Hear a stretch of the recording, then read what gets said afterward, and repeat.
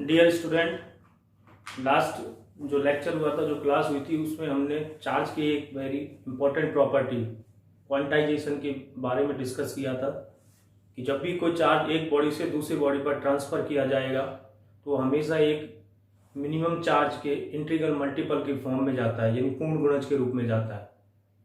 तो या तो ई चार्ज आएगा, वन ई एक्चुअली चार्ज किसी बॉडी पर पॉसिबल है, या 2e पॉसिबल है, या 3e पॉसिबल है। तो ई से जो मल्टीप्लाई होने वाली संख्या है, ई यानी इलेक्ट्रॉनिक चार्ज होता है।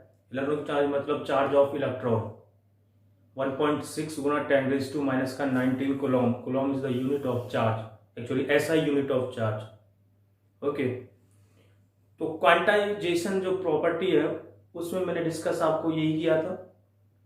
तो इलेक्ट्रॉन के जो चार्ज है उसके पूर्ण गुणज के रूप में इंटीग्रल मल्टीपल के फॉर्म में एक बॉडी से दूसरी बॉडी पर चार्ज को ट्रांसमिट किया जा सकता है। कुछ एग्जांपल से भी मैंने आपको समझाने की कोशिश की थी कि एक्चुअली जैसे दो तरीके की सीढ़ियां होती हैं, आपने देखा होगा हॉस्पिटल्स में भी। एक सीढ़ी आप 1 के बाद में सेकंड के बाद थर्ड पर कदम रखेंगे, एक स्लोप बना करके जाती हैं। तो स्लोप वाली में सारी वैल्यूज आ जाती है 1, 1.2, 1.3 एंड सो ऑन। लेकिन जो सीढ़ियां जो आप 1/1 कदम रख करके जाते हैं उसमें केवल इंटीग्रल मल्टीपल आते हैं, पहली सीढ़ी, दूसरी सीढ़ी, तीसरी सीढ़ी। तो यहाँ पर इस तरीके की सीढ़ी होती है कि आप पहला कदम रखें, फिर दूसरा कदम रखें, बीच की जो वैल्यूज होती है, फ्रैक्शनल जो पार्ट होते हैं, पॉइंट वाले जो हिस्से होते हैं, वो इसमें कंसीडर नहीं करते। तो कल मैं आपको बता रहा था कि क्वांटाइजेशन का एक एक्सेप्शन है, एक अपवाद है, लेकिन वो अपवाद होने के बाद भी ये प्रिंसिपल जो है वो लागू रहेगा। कुछ पार्टिकल्स होते हैं जिनको कहते हैं क्वार्क।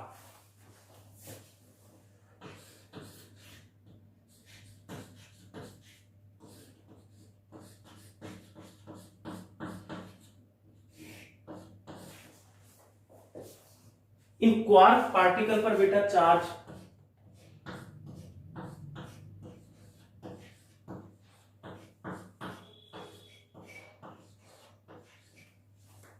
±1/3e ±2/3e होता है। एक्चुअली मैंने आपको बताया था ई से मल्टीप्लाई होने वाली जो नंबर है वो एक इंटीजर होनी चाहिए, जबकि ये आप देखें 1/3, 2/3, ये जो हमारा जो सेट था 1, 2, 3, 4, 5 उसमें कहीं भी लाई नहीं करती है। तो ये अपवाद की फॉर्म में, एक्सेप्शन की फॉर्म में पढ़े जाते हैं। कौन से पार्टिकल है, कौन से कण है? क्वार्क कण। इन पर चार्ज मिलता है 1/3e और 2/3e, लेकिन ये चार्ज पार्टिकल फ्री स्टेट में इनका कोई एक्जिस्टेंस नहीं होता है, मुक्त अवस्था में ये रह नहीं पाते हैं, इसलिए ये अपवाद की फॉर्म में पढ़े जाते हैं। क्वार्क की खोज हो जाने के बाद भी जो अपना क्वांटाइजेशन प्रिंसिपल है वो बिल्कुल आई कैन से मान्य रहेगा, मतलब उसका जो महत्व है वो पहले जैसे था वैसा ही अब है, बस इसको एक एक्सेप्शन की फॉर्म में क्वार्क पार्टिकल को पढ़ते हैं। तो हिंदी मीडियम के बच्चे एक नोट लगा करके लिख ले, सैद्धांतिक रूप से क्वार्क नामक कणों की खोज की गई। सैद्धांतिक रूप से क्वार्क नामक कणों की खोज की गई जिन पर आवेश ±1/3e तथा ±2/3e होता है। क्वार्क की खोज हो जाने के पश्चात भी आवेश का क्वांटीकरण सिद्धांत उपयुक्त रहेगा, यानी वो कहीं भी ऐसा नहीं है कि वो गलत साबित हो गया है।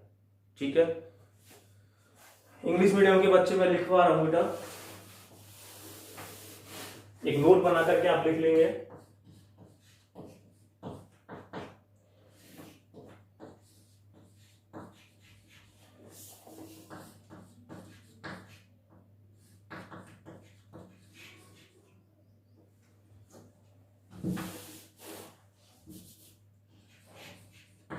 Some elementary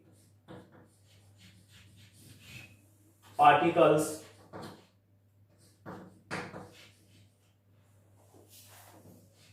such as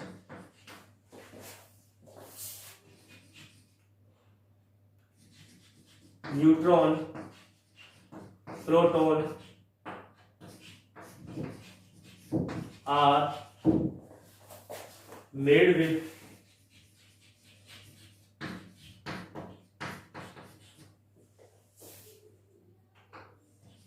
spark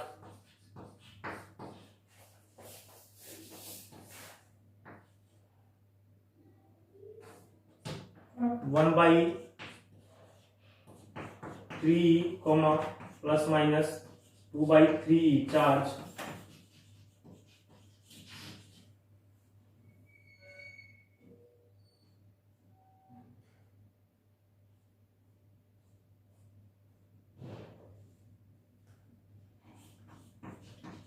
present on quartz.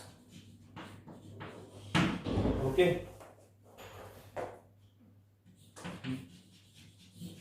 they have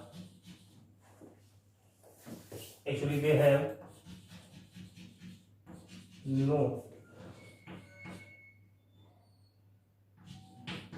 existence in free state, so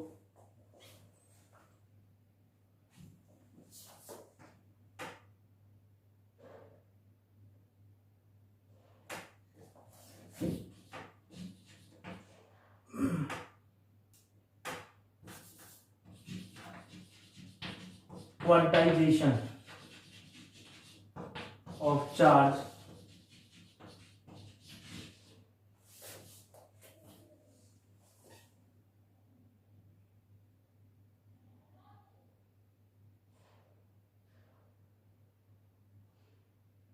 so the quantization of charge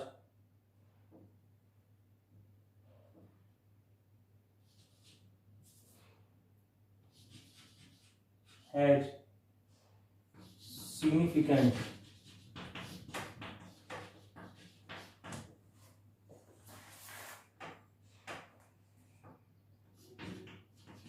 importance में। तो आज भी वो वैसे ही महत्व रखता है, ऐसा नहीं कि वो डिस्क्वालीफाई हो गया, ठीक है ना। तो they have no existence in free state, तो क्वांटाइजेशन ऑफ चार्ज है सिग्निफिकेंट इंपॉर्टेंस, मतलब वो आज भी अपना एक इंपॉर्टेंट महत्व रखता है, एक वैलिड उसकी अप्रोच है। अब मैं आज की बात करते हैं, आज के टॉपिक पर आते हैं।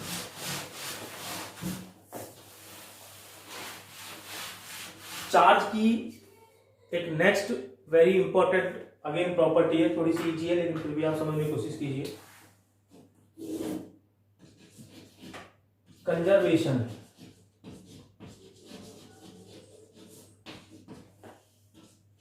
ऑफ चार्ज, यानी आवेश संरक्षण।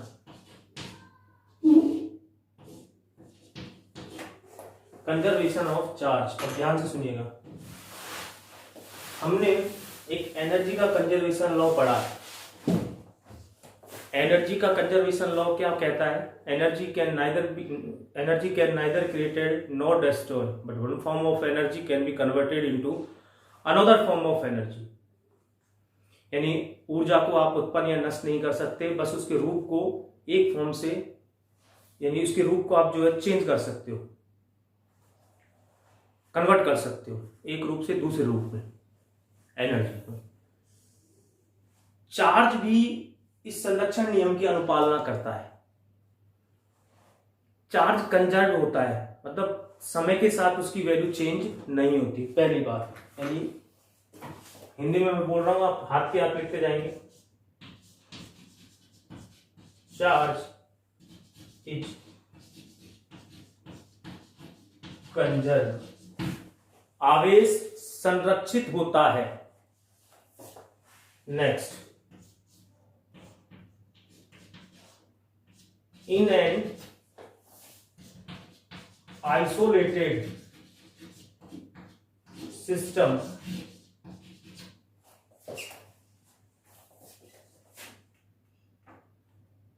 charge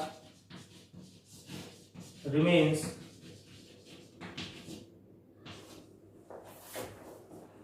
constant with time। अब इंपॉर्टेंट बात, ये आइसोलेटेड सिस्टम क्या है? हिंदी मीडियम के बच्चे इसको लिखेंगे किसी विलगित निकाय में, किसी विलगित निकाय में आवेश समय के साथ अपरिवर्तित रहता है। अब ये विलगित निकाय या आइसोलेटेड सिस्टम का मतलब क्या है?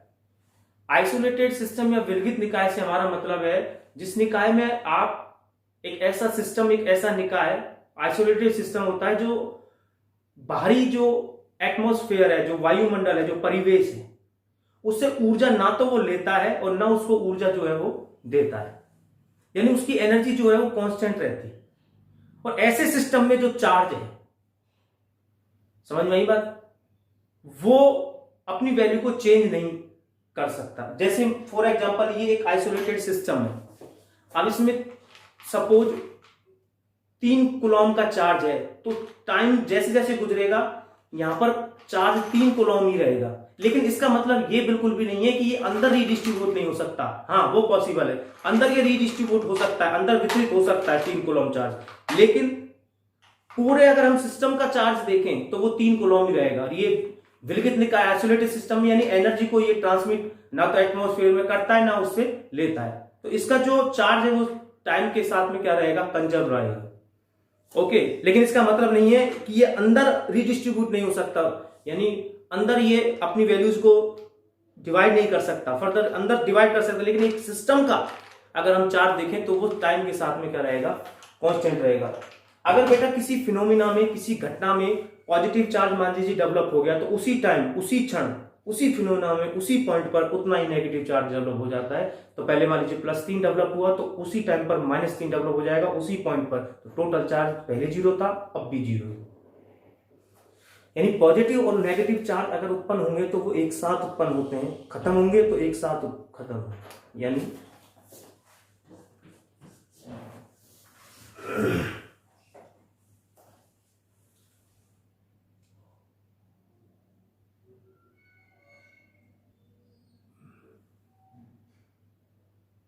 same quantity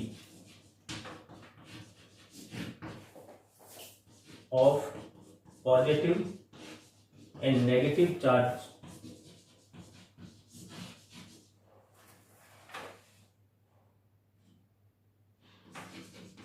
can appear and disappear simultaneously।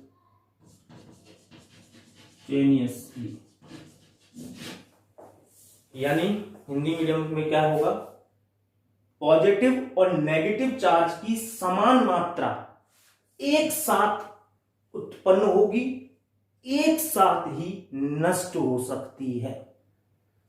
यानी जितना पॉजिटिव चार्ज डेवलप होगा, जितनी क्वांटिटी में उत्पन्न होगा, उतना ही नेगेटिव चार्ज उत्पन्न होगा। तो दोनों अगर खत्म होते हैं तो जितना पॉजिटिव चार्ज खत्म होगा उतना ही नेगेटिव चार्ज खत्म होगा, लेकिन टोटल चार्ज टाइम के साथ कभी भी परिवर्तित नहीं होगा, वो अपरिवर्तित रहता है, कांस्टेंट रहता है।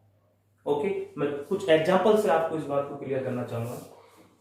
ये एक मेटेलिक सरफेस है, एक धातु की एक सतह, धातु है, धातु कुछ भी हो सकता है,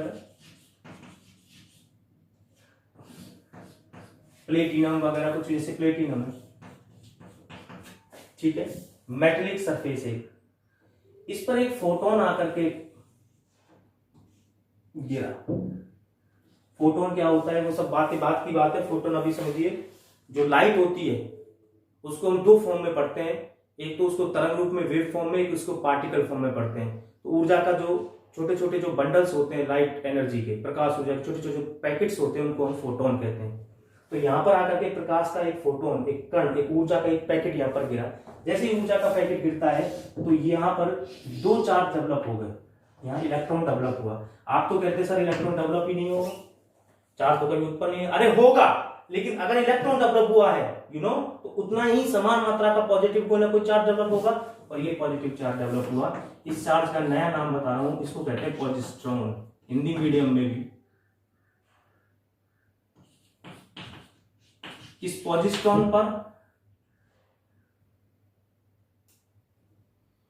जो चार्ज होता है वो इलेक्ट्रॉन के चार्ज के जितना होता है, लेकिन पॉजिटिव होता है, और इसका मास इलेक्ट्रॉन के मास से इक्वली होता है। तो यहाँ पर जितना पॉजिटिव उतना ही नेगेटिव। ये जो फोटोन है इसकी ऊर्जा होती है एच न्यू। इसके पास, फोटोन के पास में किसी तरीके का कोई चार्ज नहीं होता, फोटोन हमेशा न्यूट्रल होता है। तो यहाँ 0 चार्ज था। मैंने कल बताया था आवेश जो है, चार्ज जो है वो एल्जेब्रिक सम को फॉलो करता है। तो प्लस ई और माइनस ई टोटल मिलकर के चार्ज आज भी कितना है 0, और पहले भी कितना था 0। समझ रहे हो, आज भी चार्ज 0 है और पहले भी चार्ज कितना था 0 था। नेक्स्ट, इस घटना के लिए जो एनर्जी इस घटना में जो एनर्जी की एक रिक्वायरमेंट है, यहां से जो एनर्जी अपनी जो है रिलीज हो रही है वो एनर्जी एक्चुअली होती है greater than equal to 1.06 mega electron volt. 1.06 mega electron volt. एक दूसरा इसका एक एग्जांपल है, इसको कहते हैं पेयर प्रोडक्शन। ये जो आपका एग्जांपल है इसका नाम होता है पेयर प्रोडक्शन, या हिंदी में युग्म उत्पादन, क्योंकि इसमें 2 जोड़े आपके डेवलप हो रहे हैं।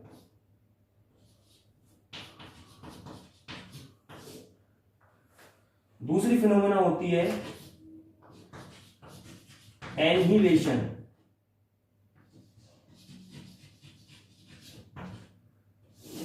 इसको हिंदी में कहते हैं शून्यीकरण, यानी इसमें कुछ ना कुछ खत्म होगा। तो ये इलेक्ट्रॉन और ये पॉजिट्रॉन, ये पॉजिट्रॉन और ये इलेक्ट्रॉन दोनों मिलकर के और एक फोटोन का निर्माण करते हैं। तो यहां भी चार्ज 0 था और यहां भी चार्ज क्या है 0। और यहां पर एनर्जी के लिए हम वही लिखेंगे 1.06 मेगा इलेक्ट्रॉन वोल्ट। ये छोटी छोटी बातें हैं कि आवश्यक ऊर्जा कितनी होगी, तो आप लिखेंगे 1.06 मेगा इलेक्ट्रॉन वोल्ट। ओके, ये आप 1 सेकंड के लिए मैं टाइम दे रहा हूं, नोट कीजिएगा।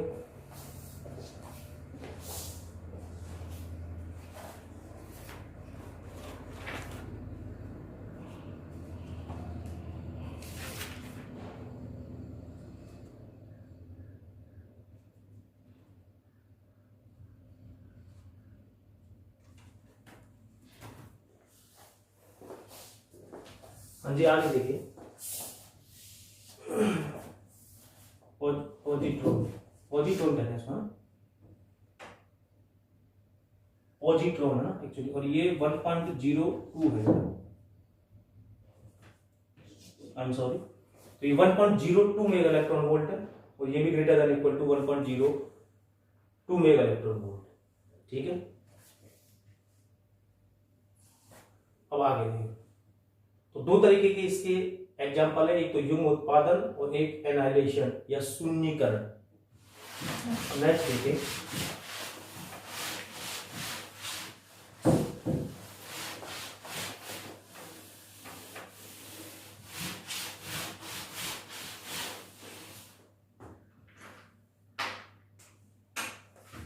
इंपॉर्टेंट चीज। नेक्स्ट प्रॉपर्टी आपकी चार्ज इज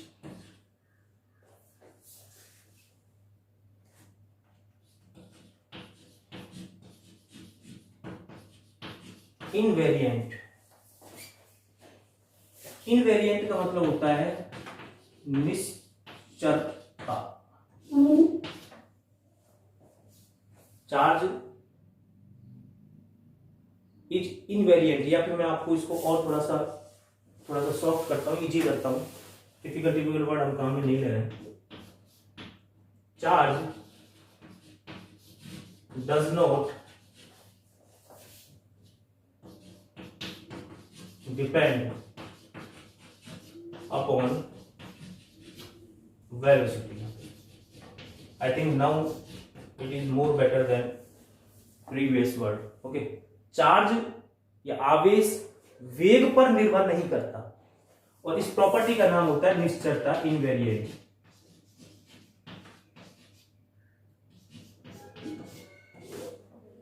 चार्ज वेग पे डिपेंड नहीं करता, यानी अगर हम वेग की टर्म्स में चार्ज को देखें तो उसकी वैल्यू हमेशा वेग की फंक्शन के फॉर्म में अगर चार्ज को देखें तो उसकी वैल्यू हमेशा कांस्टेंट रहेगी। मतलब क्या है, अब यह वेलोसिटी की कोई भी वैल्यू आप रखो, क्योंकि वैल्यू चेंज नहीं होगी, 1 रखो, 2 रखो, 3 रखो।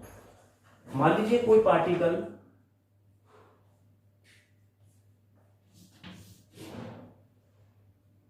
v वेलोसिटी से और जा रहा है और उसके पास चार्ज कितना है, q, यानी इस टाइम ये मोशन स्टेट में है। थोड़ी देर बाद वो रुक जाता है, कौन सी पोजीशन में आ गया, रेस्ट पोजीशन में। तो दोनों अवस्थाओं में चार्ज सेम रहेगा, मोशन स्टेट में, गति की अवस्था में और रेस्ट में, दोनों में चार्ज जो है वो सेम रहेगा। जैसे ये एक चौक का टुकड़ा है, इसके पास 3 कूलम का चार्ज है, ओके। नाउ ये 3 मीटर पर सेकंड की वेलोसिटी से या 50 मीटर पर सेकंड की वेलोसिटी या 30 मीटर पर सेकंड की वेलोसिटी चलने लग जाता है, तो आज भी इसके पास चार्ज 3 कूलम ही रहेगा। यानी ये रेस्ट पोजीशन में हो या ये चले और किसी भी वेलोसिटी से चले, मैंने कहा ना v की कोई भी वैल्यू आप रखो, चार्ज की वैल्यू हमेशा क्या रहेगी, कांस्टेंट रहेगी। चार्ज की वैल्यू हमेशा कभी भी चेंज नहीं होगी, ओके। नेक्स्ट सबसे इंपॉर्टेंट बात बताने जा रहा हूं, जिसका कुछ मतलब आपको थोड़ी देर बाद समझ में आएगा। हमारे पास 3 केसेज हो सकते हैं। ये क्यों चार्ज है, ठीक है, ये फिलहाल रेस्ट पोजीशन में,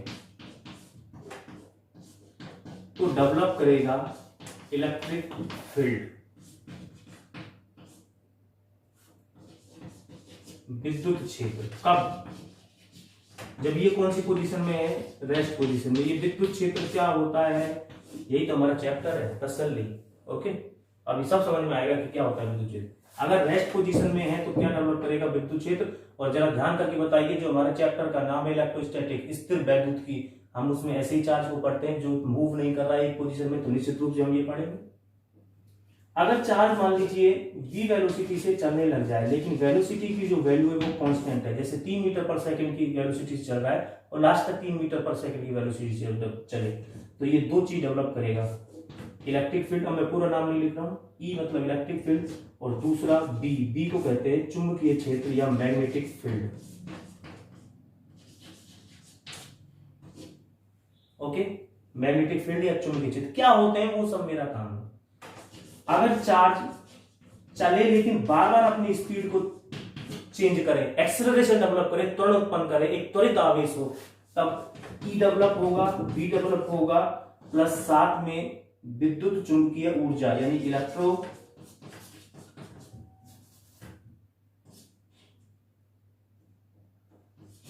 मैग्नेटिक एनर्जी निकलेगी। हिंदी मीडियम में इसको कहेंगे विद्युत चुंबकीय ऊर्जा। फिर से, अगर चार्ज रेस्ट पोजीशन में है यानी चल नहीं रहा है, जो हमारे चैप्टर में हम डिस्कस करने वाले हैं, तो केवल विद्युत क्षेत्र उत्पन्न होगा। अगर चार्ज चलता है लेकिन अपनी स्पीड को नहीं चेंज कर रहा है, तो विद्युत क्षेत्र और चुंबकीय क्षेत्र, magnetic field and electric field. अगर चार्ज बार बार अपनी स्पीड को चेंज कर रहा है, वो एक्सेलरेटेड चार्ज है, त्वरण उत्पन्न कर रहा है, त्वरित आवेश है, तो विद्युत क्षेत्र, इलेक्ट्रिक फील्ड यानी और मैग्नेटिक फील्ड यानी चुंबकीय क्षेत्र, प्लस उसमें से एक ऊर्जा और निकलेगी, उस ऊर्जा का नाम होता है इलेक्ट्रोमैग्नेटिक एनर्जी, विद्युत चुंबकीय ऊर्जा। तो आज के लेक्चर में हमने क्या क्या पढ़ा है कि जो क्वांटाइजेशन प्रिंसिपल है उसके एक्सेप्शंस हैं क्वार्क, जिन पर चार्ज होता है +-1/3e +-2/3e, लेकिन उसके बाद भी चार्ज जो है, चार्ज का जो क्वांटाइजेशन प्रिंसिपल है वो एक सिग्निफिकेंट वैल्यू रखता है, इंपॉर्टेंस रखता है। उसके बाद हमने पढ़ा कि चार्ज जो है वो कंजर्व होता है, संरक्षित रहता है। किसी फिनोमेना में अगर पॉजिटिव चार्ज डेवलप भी हो जाता है तो उसी टाइम उसी वक्त नेगेटिव चार्ज डेवलप होता है, टोटल चार्ज वही हो जाता है जो पहले था। उसके 2 हमने प्रॉपर्टी पढ़ी, युग्म उत्पादन, जिसमें किसी धातु की सतह पर कोई फोटोन आकर के गिरता है, इसमें इलेक्ट्रॉन और पॉजिट्रॉन डेवलप होते हैं, पार्टिकल। पॉजिट्रॉन एक पॉजिटिव पार्टिकल है, इलेक्ट्रॉन के बराबर का चार्ज होता है लेकिन पॉजिटिव होता है, और मास भी इलेक्ट्रॉन के मास के बराबर का होता है। इस घटना के लिए जो एनर्जी की वैल्यू हमने लिखी थी वो थी 1.02 मेगा इलेक्ट्रॉन वोल्ट, पहले 06 थी, थोड़ा कन्फ्यूजन हो गया था, इट्स ओके। तो 1.02, क्योंकि ये सब याद करने वाली चीज़ें हैं, 1.02 मेगा इलेक्ट्रॉन वोल्ट। दूसरा शून्यीकरण, एनहाइलेशन। शून्यीकरण का मतलब है ये इलेक्ट्रॉन और पॉजिट्रॉन विलुप्त हो जाते हैं, शून्य हो जाते हैं, मर जाते हैं और फोटोन बना देते हैं। समझ में आई बात? तो यहाँ जो एनर्जी की वैल्यू मैंने लिखवाई थी वो 1.02 सेम। और नेक्स्ट फिर मैंने आपको बताया कि चार्ज वेलोसिटी पे डिपेंड नहीं करता है, वेट पे डिपेंड नहीं करता है। रेस्ट पोजीशन में और मोशन की पोजीशन में चार्ज सेम रहता है, चाहे कोई पार्टिकल चले या ना चले या किसी भी स्पीड से चले, चार्ज इस बात पे डिपेंड नहीं करता है। बाद में थोड़ा सा आप जब मैच्योर हो जाएंगे, धीरे धीरे समझने लगेंगे, तो मैं आपको बताऊंगा ये प्रॉपर्टी एक सिद्धांत है आइंस्टाइन का, अपेक्षितता का सिद्धांत, रिलेटिविटी थ्योरी, वहां से आया है।